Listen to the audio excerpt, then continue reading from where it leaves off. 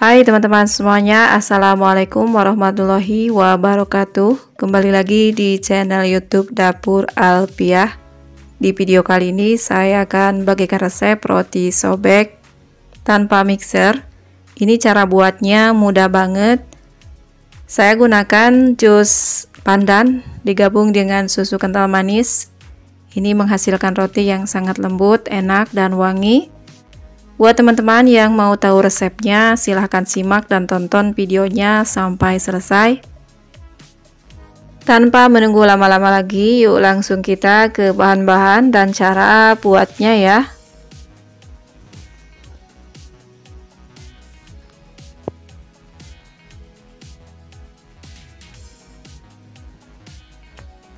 Bahan pertama yang perlu disiapkan, di sini saya menggunakan 3 lembar daun pandan yang ukurannya agak besar.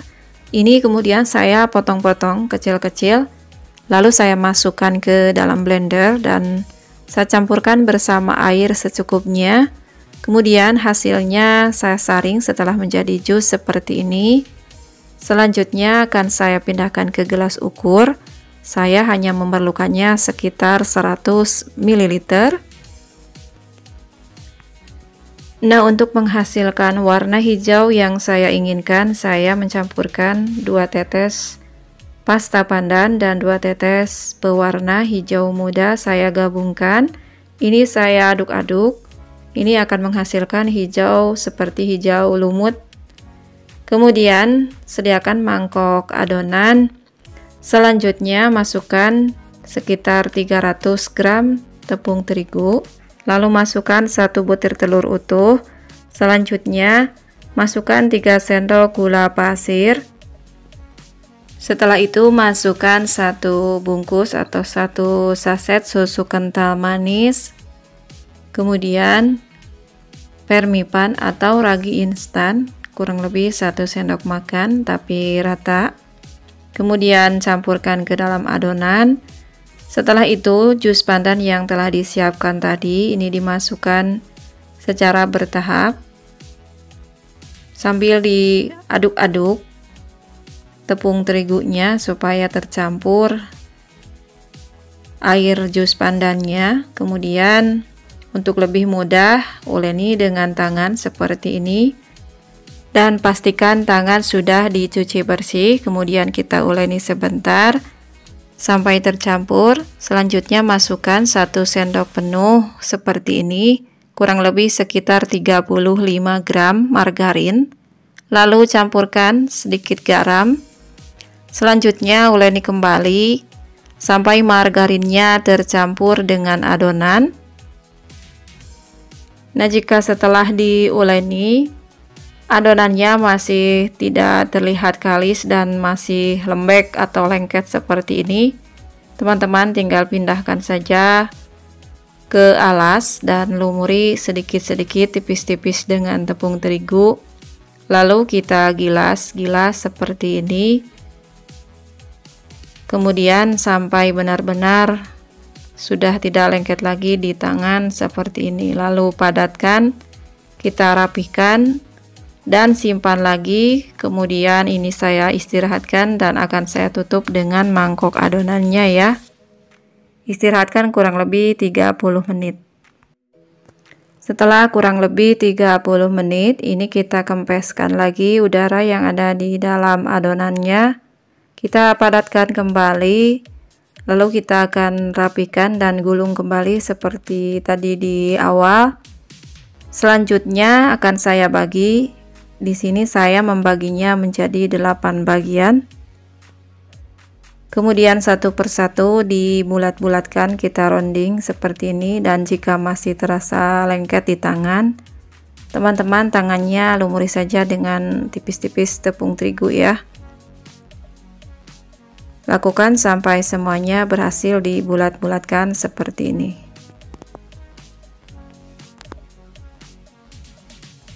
Jika sudah selesai, kemudian akan saya diamkan lagi kurang lebih 10 menit.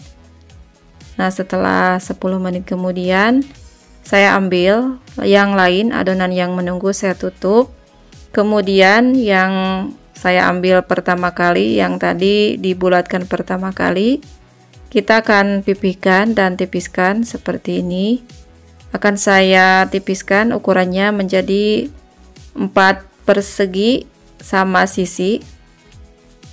Ini kurang lebih sekitar ukurannya 10 cm-an. Kemudian kita belah tengahnya sama rata. Setelah itu kita kerat-kerat sebelahnya lagi beberapa garis, tapi jangan sampai terputus bagian sisi kiri dan kanan dan atasnya ya. Setelah itu kita lipat, kita tutup yang ada garis-garisnya tadi, kita rapihkan seperti ini. Kemudian kita isi dengan coklat batang. Kita lipatkan seperti ini, seperti yang terlihat di video ya. Lakukan seperti tadi. Setelah dipipihkan kurang lebih ukurannya 10 x 10 cm, kita beri kerat-kerat seperti ini setengah dari adonannya, kemudian kita lipatkan, kemudian kita isi dengan coklat batang, lalu lipatkan persegitiga seperti ini.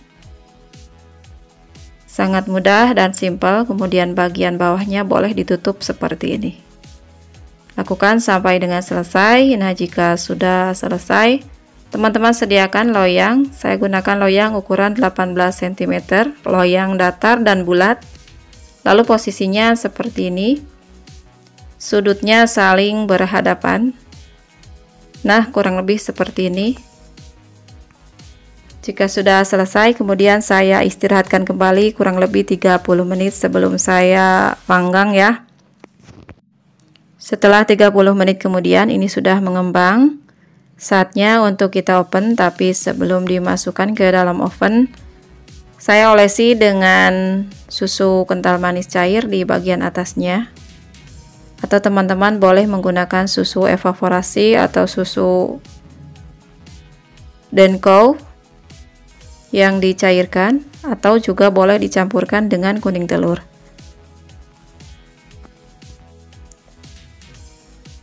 Oleskan perlahan dengan kuas yang lembut supaya tidak mengganggu adonan yang sudah mulai mengembang ya.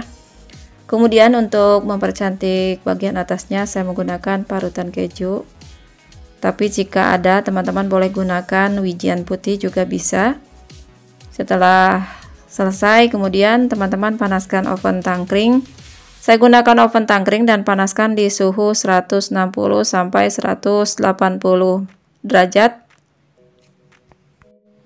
Saya panggang di rak bawah kurang lebih 30 menitan dan di rak atas kurang lebih 15 menit sampai 20 menit. Total waktunya bisa bervariasi, tiap oven tangkring pasti berbeda-beda ya teman-teman. Sesuaikan saja. Nah, ini dia sudah matang rotinya. Selagi masih panas, saya olesi dengan margarin dan susu kental manis yang dicampurkan. Kemudian dibalurkan atau oleskan, maksudnya di bagian atas rotinya sampai terlihat mengkilap rotinya, selain membuat rasa roti lebih enak. Kemudian ini dia hasil akhirnya.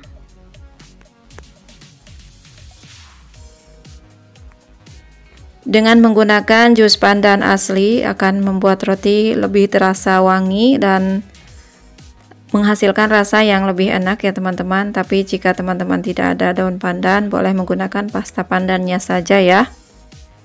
Warna dan tampilannya pun sangat cantik seperti ini, dengan hasil rotinya super lembut banget seperti ini. Dengan menggunakan coklat batangan atau coklat dark, rasa lebih enak dan lebih lumer.